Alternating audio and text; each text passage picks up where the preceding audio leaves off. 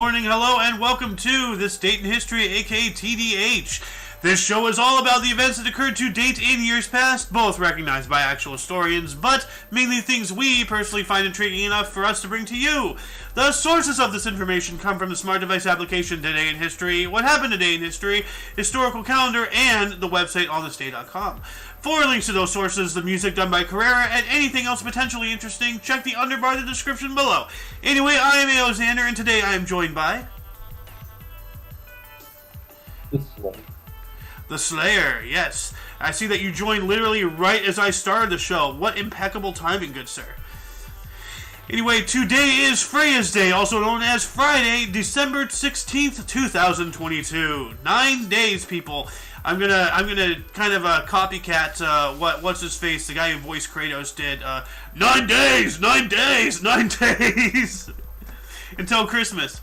Anyway, let's hop into the history, shall we? We're going to start us off here in the year 755, in which a Lucian revolted against Chancellor Yang Guozong at Fanyang, initiating the Anxi Rebellion during the Chinese Tang Dynasty.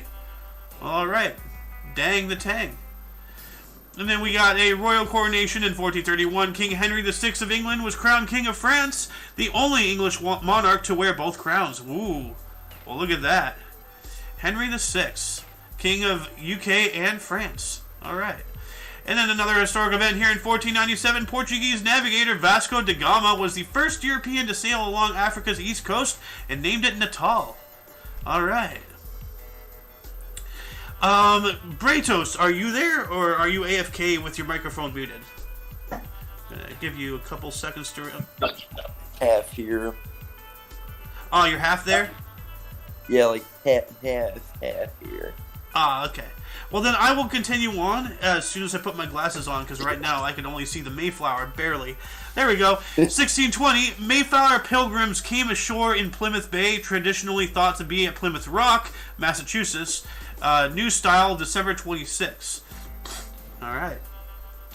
We got another historic event here in 1620. Miles Standish and a group of 18 settlers were confronted by 30 Native Americans, which became known as the First Encounter. Oh, wow. So, the first encounter of the European, immigrants coming to America, meeting the natives, well, I don't... Well, you know what? That'd be in the north... what would become the United States, I believe, because I do know that about 100 some odd years before that, back in 14 whatever it was, Christopher Columbus, 1492, there we go. Yeah, sailed the ocean blue. So, anyway, 1653, Parliamentarian General Oliver Cromwell was appointed as Lord Protector of England, Scotland, and Ireland. Alright, I know about Oliver Cromwell. Heard that name before. We're going to move on up here. We got an invention in 1775. Englishman Richard Arkwright received a patent for his carding machine for use in cotton mills. Huh. Let's take a look at what that would look like. Carding machine for use in cotton mills. Oh, okay, one of these. Oh, so it's like turning it into cotton cards or something like, or whatever carding means in this industry. Huh. Alright. And we got an appointment of interest here. In 1863, Braxton Bragg was replaced by Joseph E. Johnston as commander of the Confederate Army of Tennessee. Ooh. Hey, my home state, was not always a good place. So, we're going to move on up to 1877. Anton Bruckner's Third Symphony in D premiered. Okay. And then we also have the Great White Fleet. Here we go. 1907, as a gesture of the U.S.'s new presence as a world power, President Theodore Roosevelt sent the Great White Fleet on a round-the-world cruise, visiting ports internationally. So this is when he sent them off. That's a little weird, but okay. Like right before Christmas, poor soldiers. Sending them away, from their families for a show of power to the rest of the world. What, a power over your fellow countrymen to remove them from seeing their family on the holiday? Come on, dude, that's not cool. Anyway, 1913, Charlie Chaplin began his film career at Keystone for $150 a week. Man, I wish I made that much. That's pretty cool. 1914, French offensive in Artois, northern France, led by Philippe Pétain. We got a boxing title fight in 1918. Jack Dempsey knocks out Carl Morris in 14 seconds. Holy cow. In less than a quarter of a minute, this guy knocked out this other guy. Wow. Well, that explains why Carl Morris is not even a clickable name.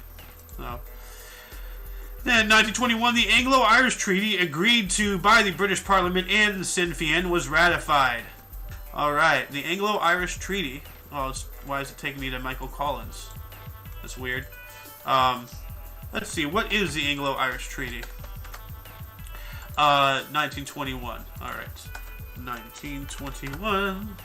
Alright. It says here, commonly known in Ireland as the Treaty, and officially the Articles of Agreement for a treaty between Great Britain and Ireland, was an agreement between the government of the United Kingdom of Great Britain and Ireland and representatives of the Irish Republic that concluded the Irish War of Independence. It provided for the establishment of the Irish Free State within a year as a self-governing dominion within the community of nations known as the British Empire. A status the same as that of the Dominion of Canada. It also provided Northern Ireland, which had been created by the Government of Ireland Act of 1920, to opt out of the Irish Free State of Article 12, which the Parliament of Northern Ireland exercised. So essentially, it's their their slight independence, so to speak. So, for further reading on this article, please refer to the underbar of the description, in which you will see the link right now. And hello, Lulikins. Welcome to the show. Thank you for joining. I see you in the comments there. Anyway, we're going to move on up here to 1924. Hiram Bingman was elected as a Republican to serve in the U.S. Senate, forcing him to resign as governor of Connecticut after serving only 1 day in office, the shortest term of any Connecticut governor. Huh. All right, I know a couple people in Connecticut. So, that's interesting. This guy was your governor for like 1 day, or less than 1 day. So. Gonna move on to music history here. 1924, Noel Coward's Vortex premiered in London. Alright. Still questionable, that name, but whatever, Anyway, I'm about to sneeze, so I'm gonna block the camera and mute my mic, so give me 1 moment.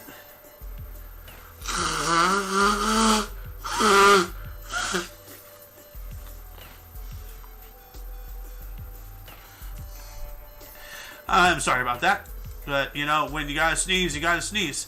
Anyway, 1926, Darius Milhaud's opera Le Pauvre Matelote premiered in Paris. Alright. Then we got a contract of interest in 1926. Major League Baseball owners renew contract with Commissioner Kennesaw Mountain Landis for a second 7-year term. And that makes sense because he was the first MLB commissioner. Like, I think he invented the MLB commission or whatever. Or, I don't know.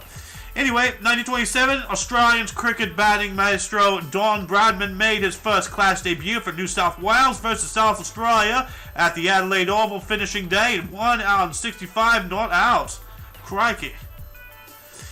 We got some more sports history here. 1930, golfer Bobby Jones was the first to win the James E. Sullivan Award, Best U.S. Amateur Athlete. Okay, cool. 1938, bad guy here. Adolf Hitler instituted the State Declaration and Civil Order of Merit, Cross of Honor of the German Mother. So he made some badges, or some medals. Alright. We got some more boxing here in 1940. Joe Louis knocks out Al McCoy in 6th for heavyweight boxing title in Chicago. We got another historic event in 1946. French fashion designer Christian Dior and his backer Marcel Boussac found fashion house Christian Dior. Okay. And we got some film and TV history up in here. 1950, child star Shirley Temple announced her retirement from the films at the age of 22. So, wow. So normally at about the age that people are getting into the film industry, she's getting out of it. That's a unique life, change of pace right there. I'd like to read a book about that. 1950 as well, U.S. President Harry Truman proclaimed state of emergency against communist imperialism. And oh, how right was he. Look at us now. 3 years later, 1953, the first White House press conference occurred. President Eisenhower and 161 reporters. Okay. And that has since turned into a media circus. We got a Ballon d'Or in 1958. The Ballon d'Or, Real Madrid's French midfielder Raymond Kopa won award for best football player in Europe, ahead of German winger Helmut Rahn and French forward Just Fontaine. Huh. So not Fontaine, just Fontaine. All right. Hey, we got another historic event here in 1961. Martin Luther King Jr. Joined over 500 jailed demonstrators who had been arrested in Albany, Georgia. Yee. So I guess he was in prison, thrown in jail at this time. Is that what this means? He joined. Because I'm wondering, like, if these are people who were in prison and have gotten out, and then they all joined together. Because, but this is not former jail demonstrators or formerly jailed people. Like, I don't know. This is worded weird. But I'm about to sneeze again, so just give me a moment.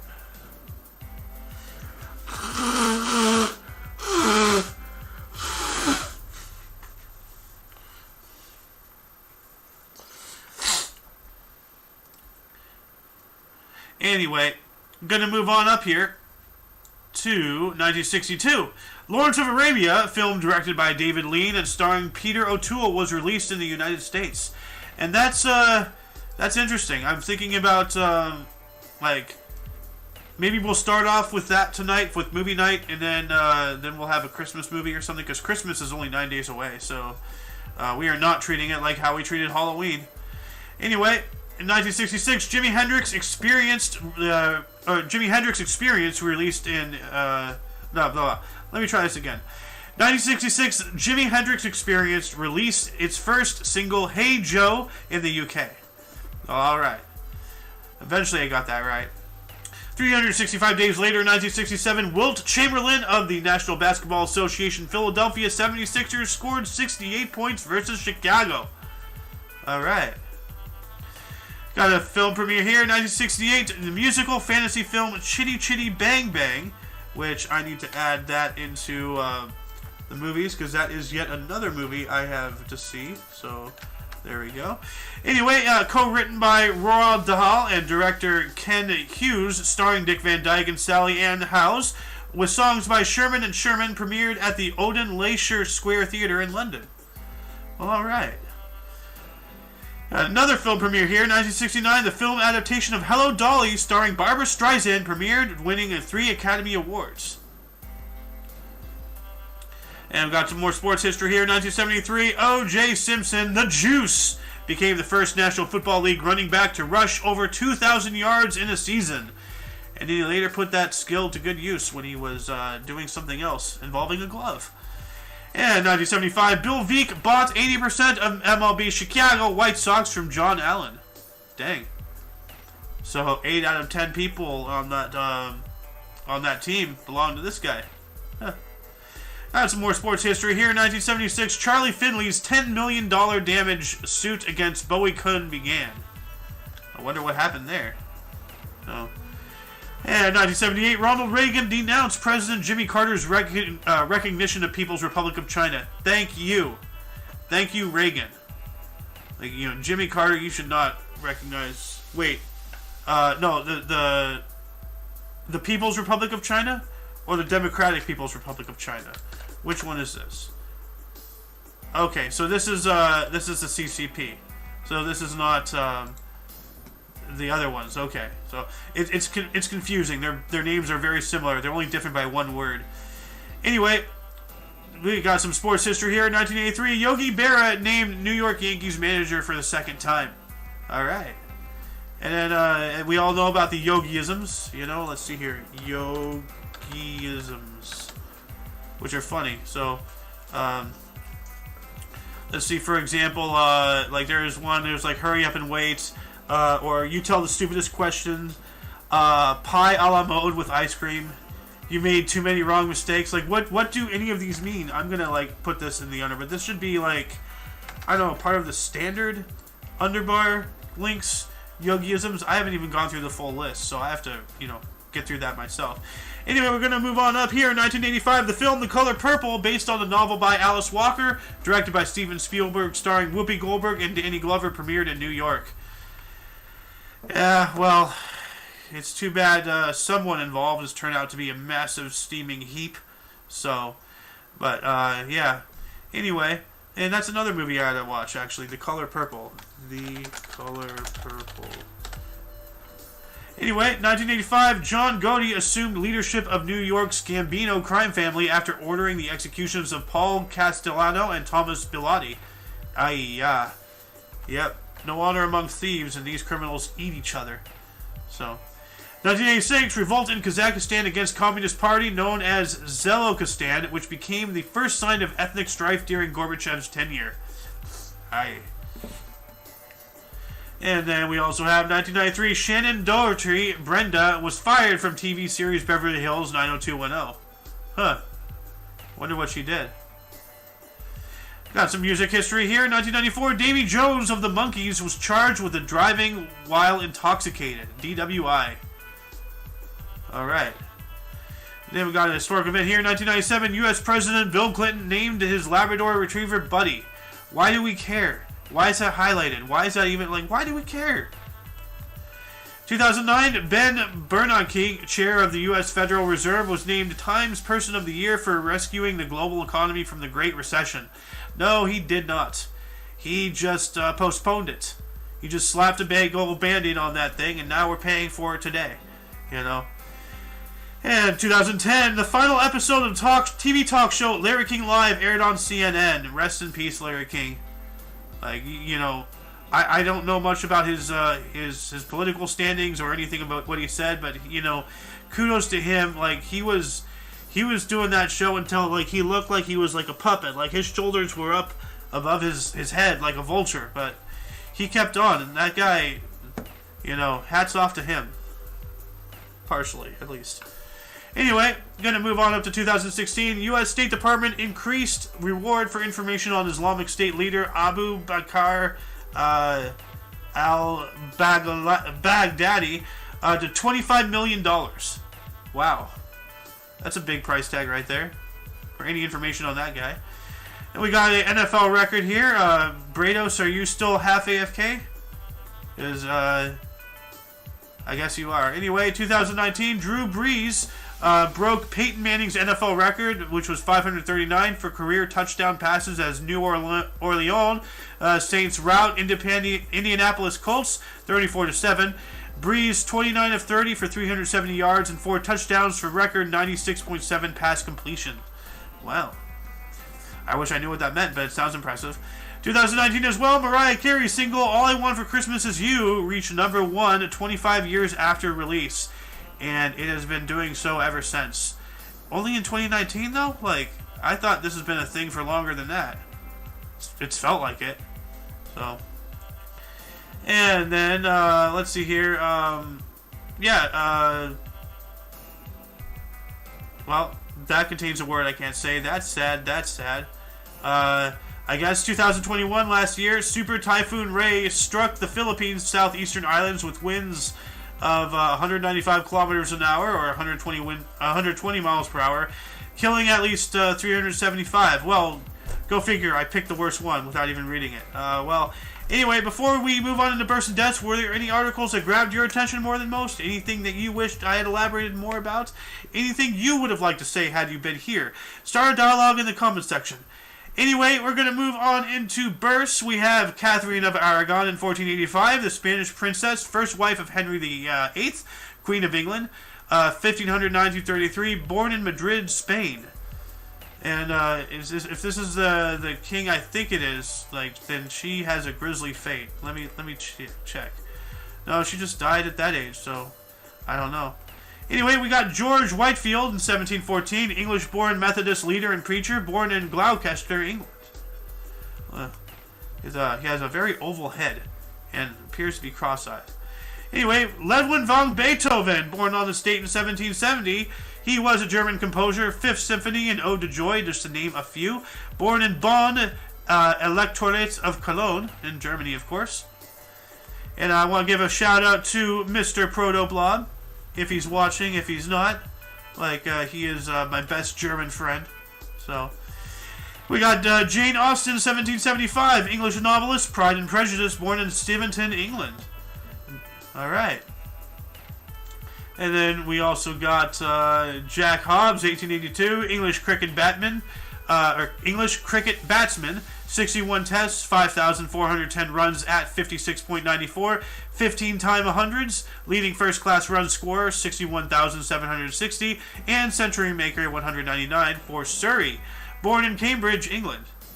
All right. We also have Noel Coward. Hey.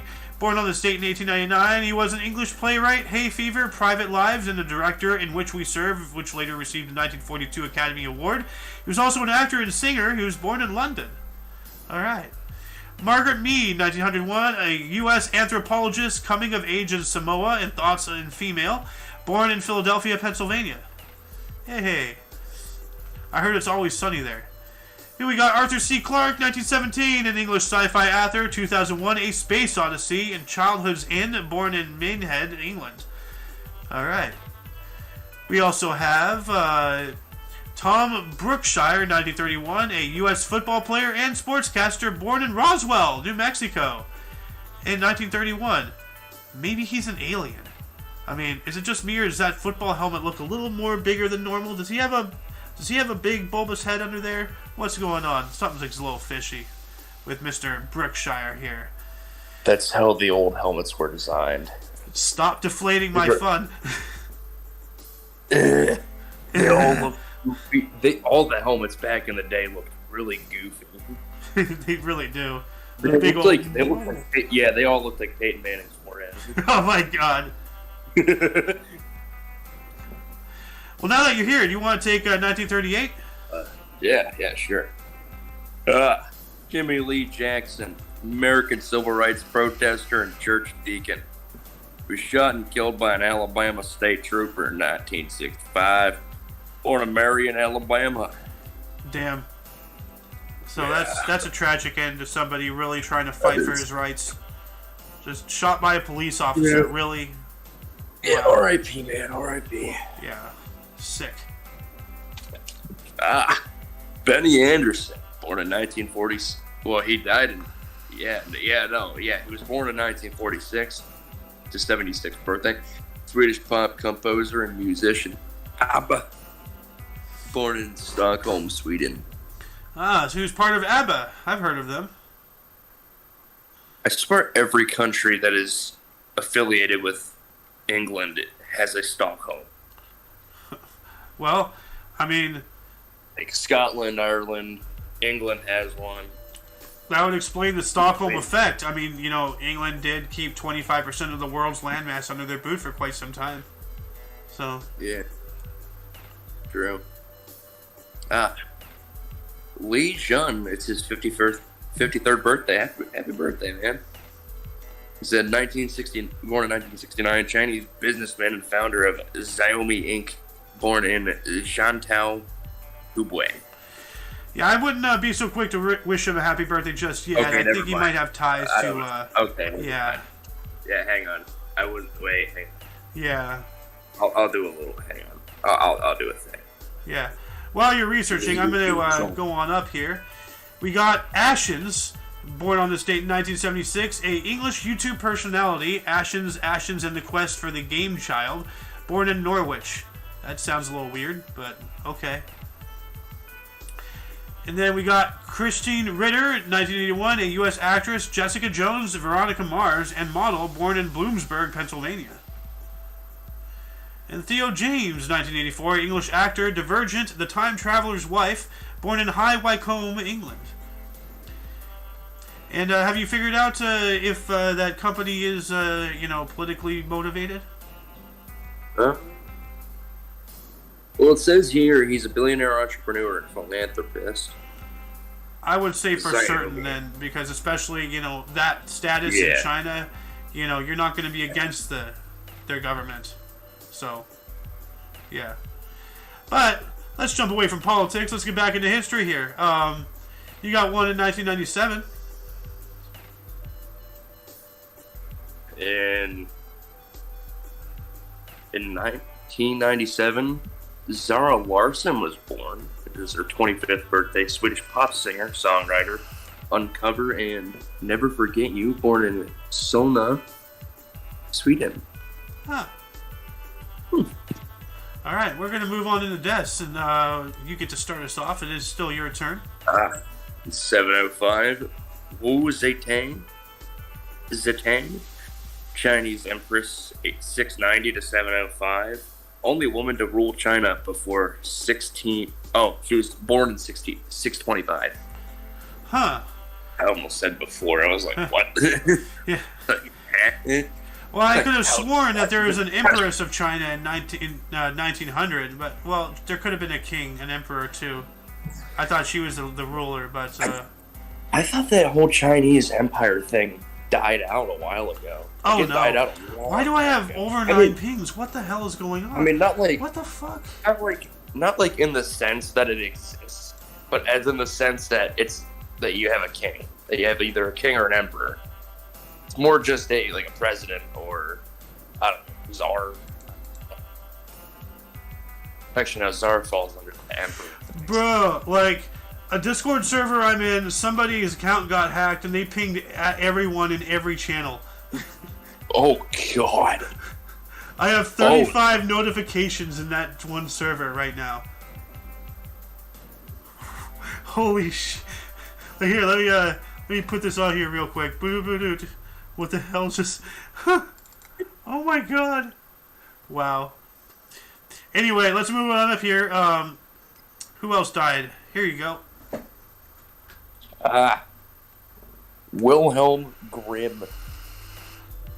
In 1859, German storyteller. Whoa. Excuse me there. You doing alright there? Okay. Yes. That was so powerful it kind of made me yawn a little bit. Wilhelm Grimm died in the year 1859. He was a German storyteller. Grimm's fairy tales. Died at the age of 73. I think he was one of the brothers Grimm. I believe so. Yeah. Possibly. You know what? Let's look that up here real quick. It's not like we're strapped for time or anything right now. So. Yeah. Wilhelm Grimm. Yeah, we didn't even do a split. Yeah, no, we're not going to. So.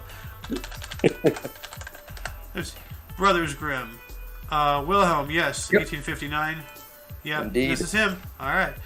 We're going to move on up to Colonel Sanders. Oh, no. Yeah!